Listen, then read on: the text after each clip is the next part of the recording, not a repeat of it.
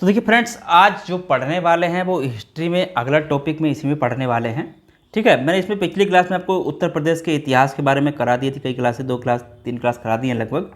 ठीक है, तो अगर आपने पिछले नहीं देखे तो डिस्कशन में लिंक दिया हुआ है, उसको भी ज़रूर देख लें। तो उसमें मैंने आपको बहुत कुछ कराया हुआ है, तो आपने पिछली क्लास एक बार ज़रूर देख लें और जब ही आपको आगे का भी इसमें समझ में आ जाएगा। ठीक है, तो यहाँ पर बहुत कुछ करा दिया मैंने पिछली क्लासों में भी, अगर वो नहीं देखे तो डिस्कशन में लिंक डाल दूंगा, वहाँ से जाके आप देख लेना। तो इसमें आज आगे पढ़ने वाले हैं इसी में, उत्तर प्रदेश के इतिहास में ही। ठीक है, तो कल मैंने आपको यहाँ तक करा दिया था भीतरगांव मंदिर। ठीक है, तो चलिए आगे पढ़ते हैं, जो इसमें क्वेश्चन बनते हैं उसके बारे में।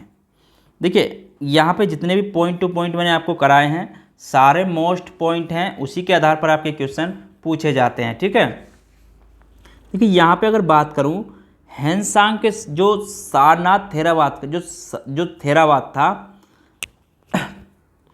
तो यहाँ पे अगर बात करूँ जो हैंसांग के समय, अगर यहाँ पे बात की जाए हैंसांग के समय, ठीक है, हैंसांग के समय सारनाथ थेरावाद का प्रमुख केंद्र था।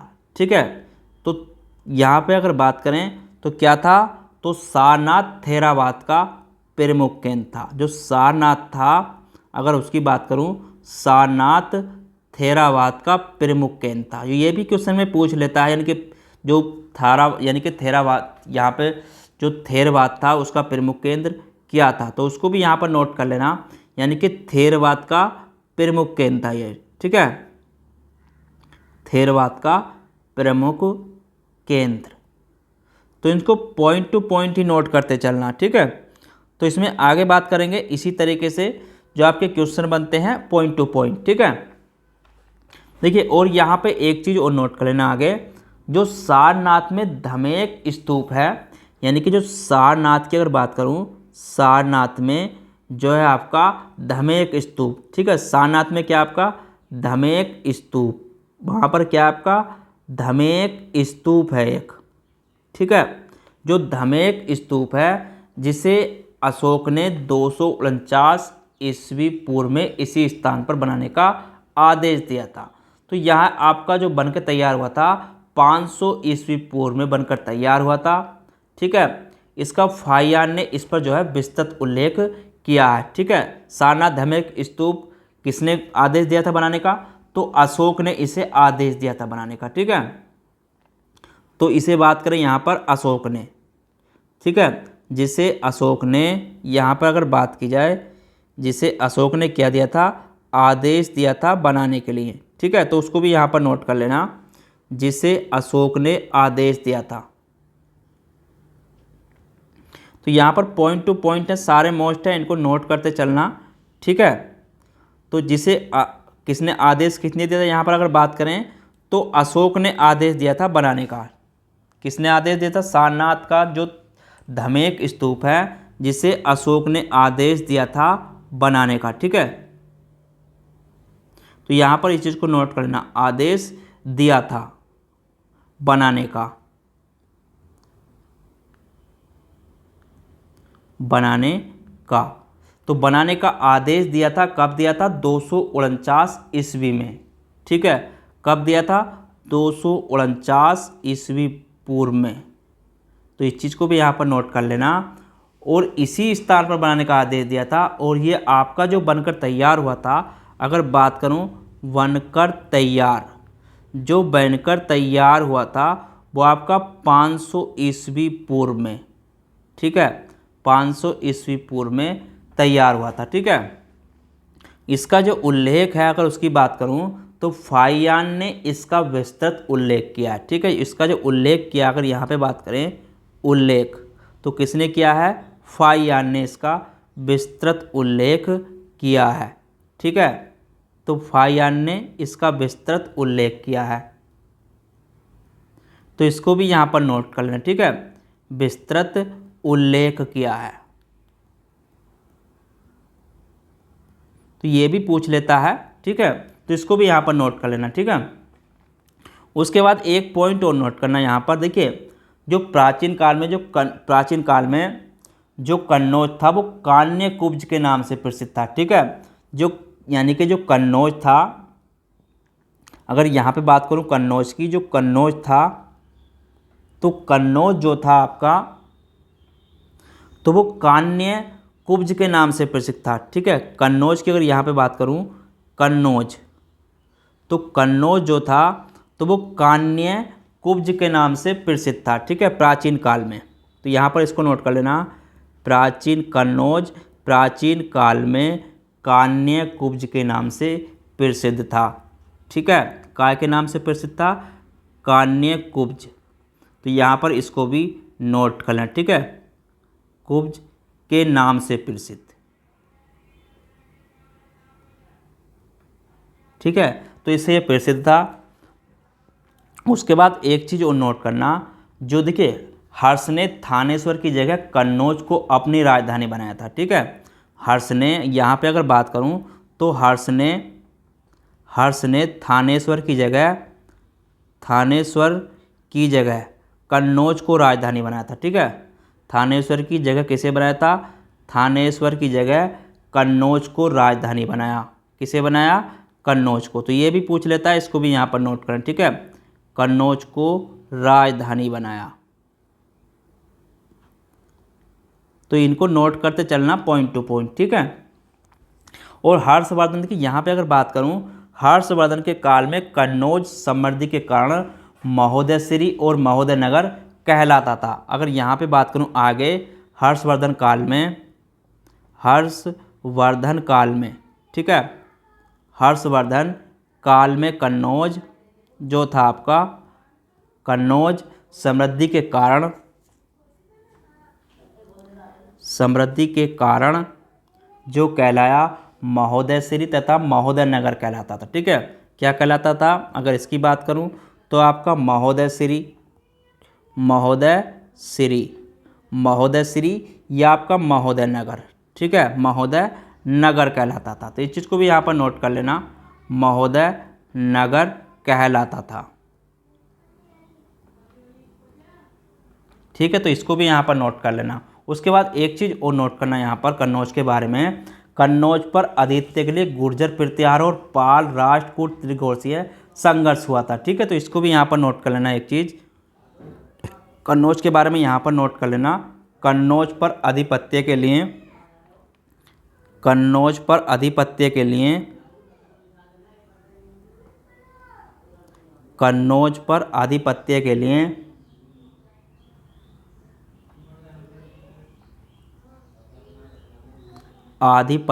लिए गुर्जर प्रतिहारों, यहाँ पर आगे नोट करना, गुर्जर प्रतिहारों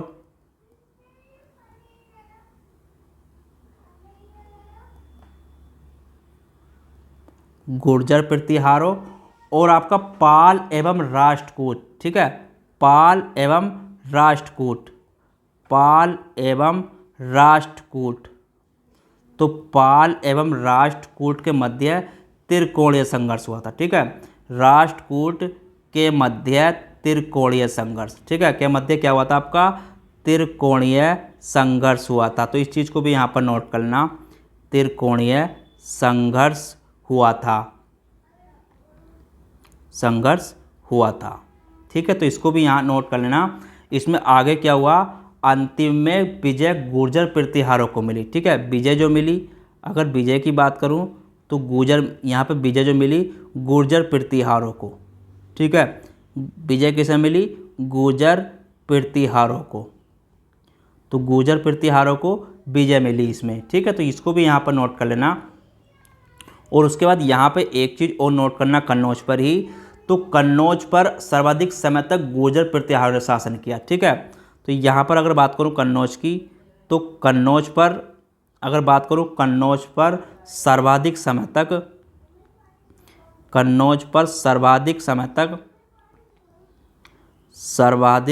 समय तक गुर्जर प्रतिहारों ने शासन किया। ठीक है, सर्वाधिक समय तक गुर्जर प्रतिहारों ने शासन किया। तो इसको भी यहाँ पर नोट करें। ठीक है, प्रतिहारों ने शासन किया, तो इसको भी यहाँ पर नोट कर लेना। ठीक है, यहाँ से देखिए और क्या मिला कन्नौज की अगर बात करूँ तो कन्नौज से ही आपका, कन्नौज में कुषाण काल से लेकर गुप्त काल के भौतिक अवशेष प्राप्त हुए हैं। और यहाँ की अगर बात करूँ कन्नौज की, तो कन्नौज में आपके क्या हुए, कन्नौज में से आपके कुषाण काल, ठीक है, कन्नौज से कुषाण काल, कुषाण काल और कुषाण काल से लेकर, कुषाण काल से लेकर गुप्त काल, ठीक है, गुप्त काल के, गुप्त काल तक, ठीक है, गुप्त काल तक, गुप्त काल तक के भौतिक अवशेष प्राप्त हुए हैं, ठीक है, गुप्त काल तक के भौतिक अवशेष प्राप्त हुए हैं। यहाँ पर भी इसको भी नोट कर, ठीक है, प्राप्त हुए कहाँ से, आपके कन्नौज से, तो इसको भी यहाँ पर नोट कर लेना। उसके बाद देखिए यहाँ पे एक था हुलास खेड़ा, तो हुलास खेड़ा की अगर बात करूँ, हुलास खेड़ा, तो हुलास खेड़ा क्या था उसको यहाँ पर नोट कर लेना, हुलास खेड़ा। तो हुलास खेड़ा की अगर बात की जाए तो यहाँ से जो कुषाण कालीन, यानी कि कुषाण कालीन 200 मीटर लंबी और यहाँ पर सुनियोजित जल निकासी व्यवस्था, चांदी के सिक्के, कुषाणों के ताम्र सिक्के, तो यहाँ से बहुत कुछ प्राप्त हुए हैं। तो यहाँ से एक चीज़ को नोट करना, यहाँ से क्या मिला, से कुषाण कालीन 200 मीटर लंबी सड़क, ठीक है, कुषाण कालीन, तो यहाँ पर इस चीज़ को भी नोट कर लेना, कुषाण कालीन, कुषाण कालीन 200 मीटर लंबी सड़क, 200 मीटर लंबी सड़क, ठीक है, 200 मीटर लंबी सड़क। और यहाँ पे सड़क यानी कि लंबी सड़क, सुनियोजित जल निकासी व्यवस्था, सुनियोजित सुनियोजित जल निकासी व्यवस्था, जल निकासी व्यवस्था, ठीक है, व्यवस्था। और क्या मिला यहाँ से, चांदी के आहत सिक्के, चांदी के आहत सिक्के, चांदी के आहत सिक्के। और यहाँ से क्या मिला, कुषाणों के ताम्र सिक्के, ठीक है, कुषाणों के ताम्र सिक्के, ठीक है, ताम्र सिक्के यहाँ से मिले। और यहाँ से जो मिला कार्तिकेय की स्वर्ण प्रतिमा, ठीक है, और क्या मिली, कार्तिकेय की स्वर्ण प्रतिमा, कार्तिकेय की स्वर्ण प्रतिमा, स्वर्ण प्रतिमा यहाँ से मिली। और यहाँ से गुप्तकालीन दुर्ग के भग्नावशेष, ठीक है, और क्या मिले यहाँ से, गुप्तकालीन, गुप्तकालीन, ठीक है, गुप्तकालीन दुर्ग के भग्नावशेष, ठीक है, गुप्तकालीन दुर्ग के भग्नावशेष, ठीक है, वो भी यहाँ से मिले। और यहाँ से क्या मिला, वो चांदी तांबे के सिक्के तथा मोहरे छापे भी प्राप्त हुई, ठीक है, चांदी तांबे के सिक्के, चांदी तांबे के सिक्के, तांबे के सिक्के ये यहाँ से मिले। और यहाँ पे मोहरे छापे भी प्राप्त हुई, ठीक है, और क्या यहाँ से प्राप्त हुआ, मोहरे छापे भी प्राप्त हुए, ठीक है, मोहरे छापे प्राप्त हुए। तो यहाँ पर इस चीज़ को नोट कर लेना, ठीक है। तो ये कहाँ से प्राप्त हुए, हुलास खेड़ा से, तो हुलास खेड़ा से ये चीज़ें यहाँ पर प्राप्त हुई हैं, ठीक है।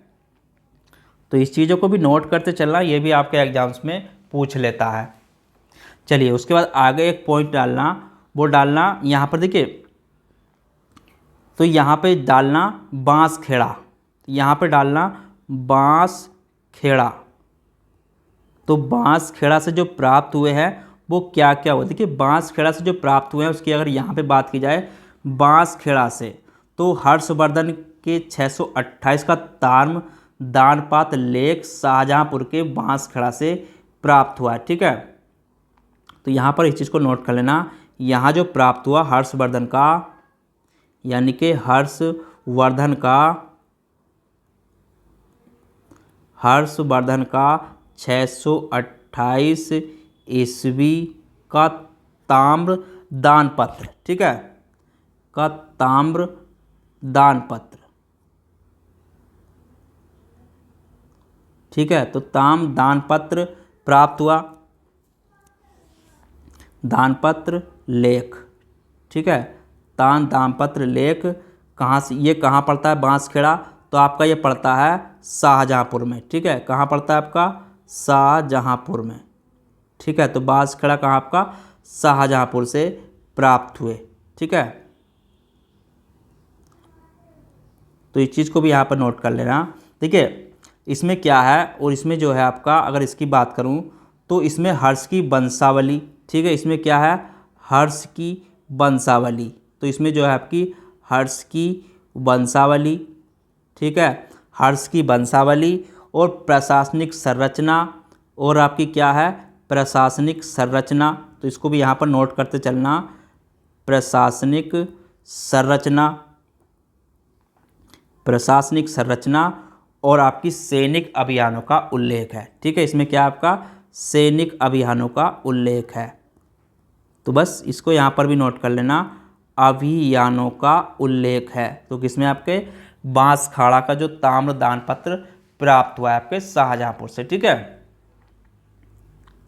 तो उसको भी यहाँ पर नोट करना, ठीक है। उसके बाद यहाँ पर देखिए, उसके बाद हर्षवर्धन प्रति 5 वर्ष प्रयाग में महामोक्ष परिषद का आयोजन कराया करता था। तो और आगे यहाँ पे नोट कर लेना आगे पॉइंट, हर्षवर्धन जो था प्रत्येक 5 वर्ष पर, यानी कि हर्षवर्धन प्रत्येक 5 वर्ष पर, प्रत्येक 5 वर्ष, ठीक है, प्रत्येक 5 वर्ष पर क्या कराता था, प्रयाग में जो कराता था महामोक्ष परिषद का आयोजन, ठीक है। क्या कराता था प्रत्येक 5 वर्ष में, तो वो कराता था महामोक्ष प्रयाग में, ठीक है। कहाँ पर कराता था, प्रयाग में, ठीक है। प्रयाग में महामोक्ष परिषद का आयोजन, महामोक्ष परिषद का आयोजन,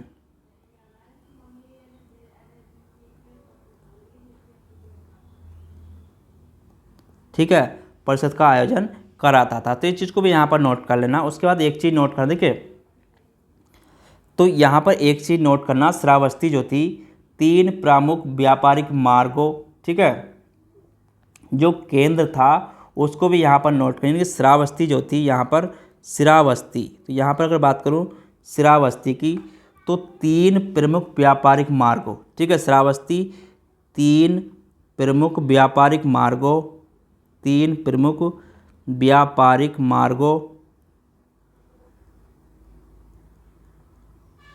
व्यापारिक मार्गों कौन कौन से थे, अगर उसमें बात की जाए तो उसमें आता था उत्तर पथ, दक्षिण पथ, मध्य पथ के केंद्र में स्थित होने के कारण राजनीतिक व्यापारिक गतिविधियों का केंद्र था, ठीक है। तो यहाँ पर एक चीज़ को नोट करना, यानी कि उत्तर पथ, उत्तरापथ, दक्षिणापथ, दक्षिणापथ और मध्य पथ के केंद्र में स्थित होने के कारण, ठीक है, के केंद्र में स्थित होने के कारण, स्थित होने के कारण क्या था, ये राजनीतिक व्यापारिक गतिविधियों का केंद्र था, ठीक है। तो यहाँ पर इस चीज़ को नोट कर लेना के कारण राजनीतिक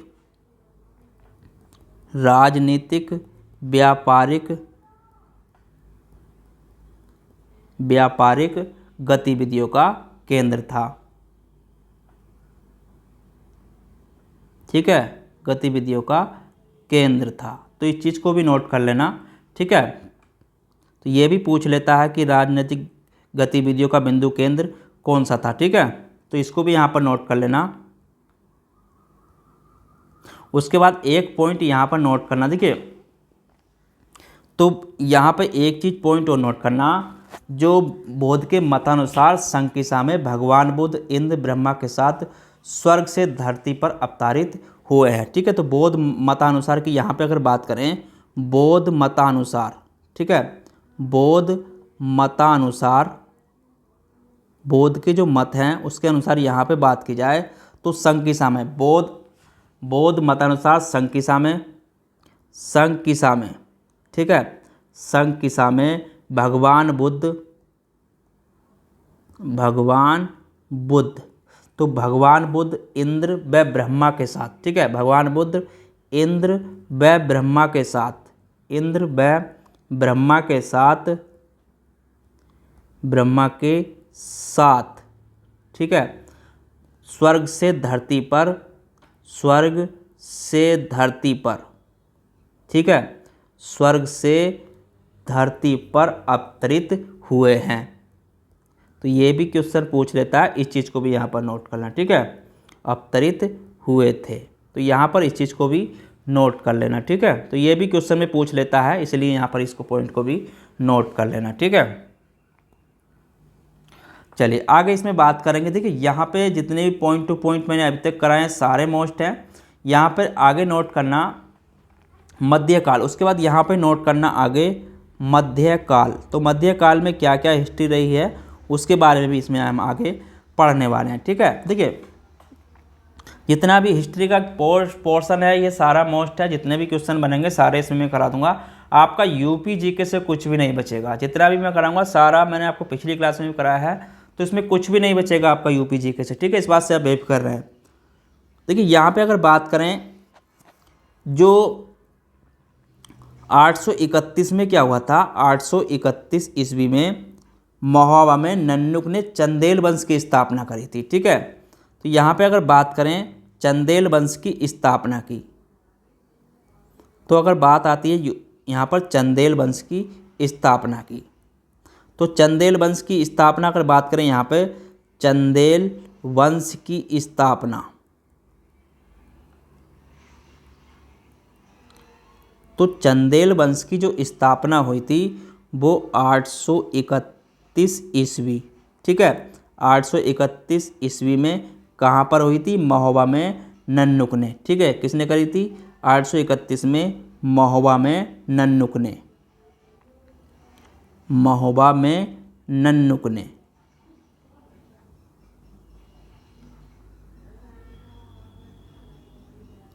ठीक है। तो इस चीज़ को भी यहाँ पर नोट कर लेना, नन्नुक ने, ठीक है। तो नन्नुक ने इसकी स्थापना करी थी। देखिए यहाँ पे अगर बात करूँ चंदेलों का जो राज्य था, चंदेलों का जो राज्य था अगर उसकी बात करूँ, चंदेलों का राज्य, यहाँ पे अगर बात करूँ चंदेलों का राज्य, जो चंदेलों का राज्य था वो जेजाक भुक्ति के नाम से चर्चित था, ठीक से, जो किससे नाम से चर्चित था, तो जेजाक भुक्ति के नाम से।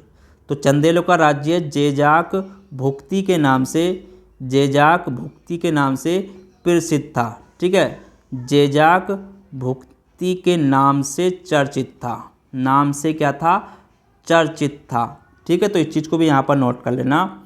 और ये जो क्षेत्र पड़ता है अगर इसकी बात करूँ तो ये बुंदेलखंड के क्षेत्र से संबंधित, ठीक है, ये कहाँ से आपका बुंदेलखंड के क्षेत्र से संबंधित है, ठीक है, ये कहाँ संबंधित है आपका बुंदेलखंड, तो ये आपका बुंदेलखंड, ठीक है, तो बुंदेलखंड के क्षेत्र से संबंधित है, तो इसको भी यहाँ पर नोट कर लेना, बुंदेलखंड के क्षेत्र से संबंधित है, ठीक है। तो बुंदेलखंड के क्षेत्र से संबंधित है। और इसकी जो राजधानी थी महोबा थी, इसकी जो राजधानी थी, अगर राजधानी की बात करूँ राजधानी, तो राजधानी क्या थी, महोबा, तो राजधानी महोबा थी, ठीक है। तो चंदेलों के अगर आगे बात करूँ उसमें चंदेलों के राजाओं के स्थापत्य नमूने आज भी खुजराहो में विद्यमान हैं, ठीक है। तो यहाँ पर एक चीज़ और नोट कर लेना, चंदेलों के चंदेल राजाओं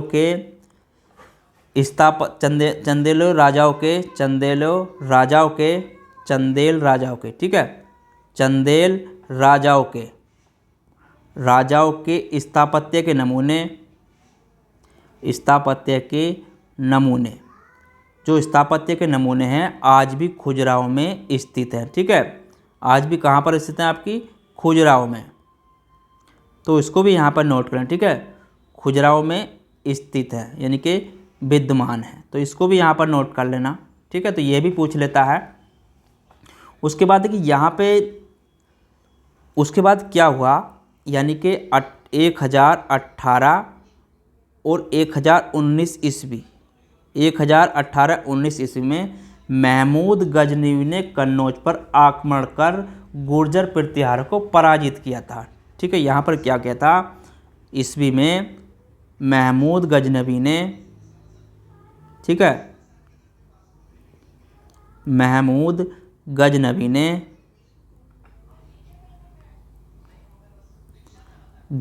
ने कन्नौज पर आक्रमण कर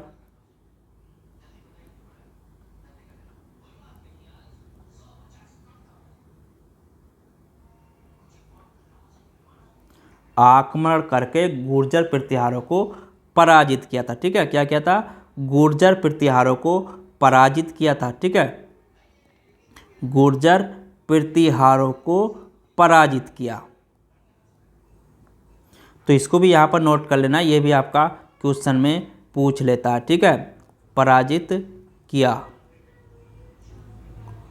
ठीक है, देखिए उसके बाद यहाँ पे आगे नोट करना, तुगलक वंश के शासक फिरोज शाह तुगलक ने प्रदेश में 2 नए राज्यों का निर्माण कराया था। उसके बाद यहाँ पे नोट करना आगे, जो तुगलक वंश के शासक थे यहाँ पर तुगलक वंश, तो तुगलक वंश की यहाँ पे बात करूँ, तुगलक वंश, तो तुगलक वंश के जो यहाँ पे शासक था फिरोज शाह तुगलक। ठीक है, कौन था, तुगलक वंश के शासक फिरोज शाह तुगलक ने,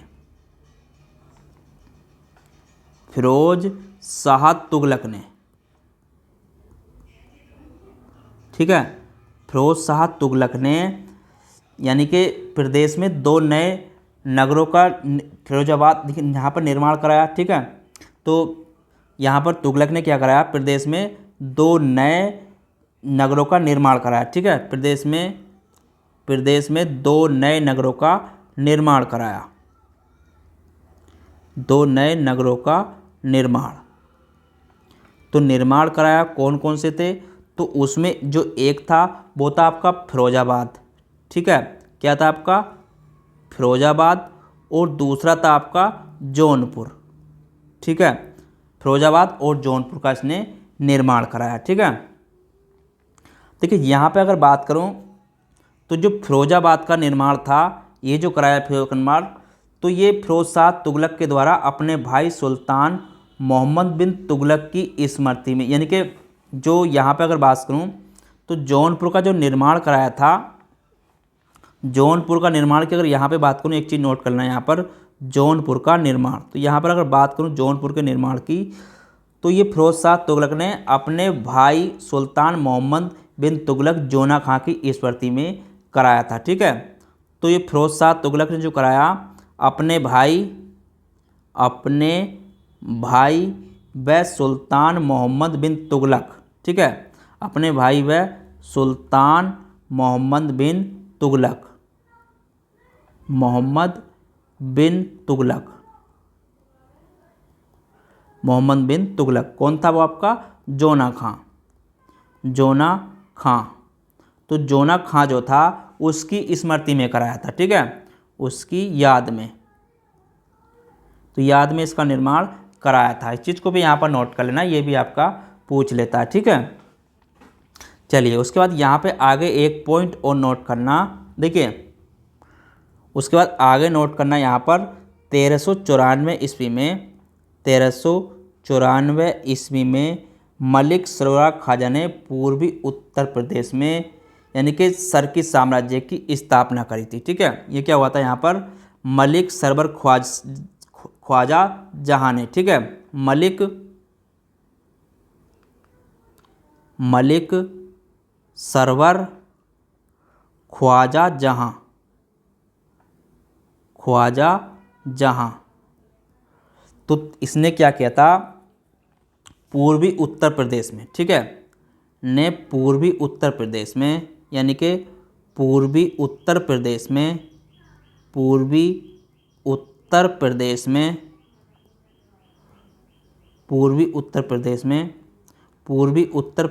के जो करी थी जौनपुर में, ठीक है, पूर्वी उत्तर प्रदेश के जौनपुर में सरकी साम्राज्य की स्थापना करी। ठीक है, क्या करी, सरकी साम्राज्य की स्थापना करी, सरकी साम्राज्य की स्थापना। ठीक है, तो इसको भी यहाँ पर नोट कर लेना।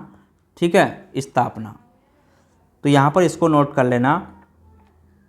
तो इसमें मैं आपको कल कराऊंगा आगे। ठीक है, तो यहाँ पर आज इतना ही रहने देते हैं। कल में इसमें जो क्वेश्चन आपके बनेंगे वो कल मैं आपको आगे करा दूंगा। अगर चैनल पर नए हो तो सब्सक्राइब कर लेना। पिछली क्लास नहीं देखी है तो डिस्क्रिप्शन में लिंक डाला हुआ है, वहाँ से जाकर ज़रूर देख लें। चलिए मिलते हैं कल, जब तक के लिए धन्यवाद।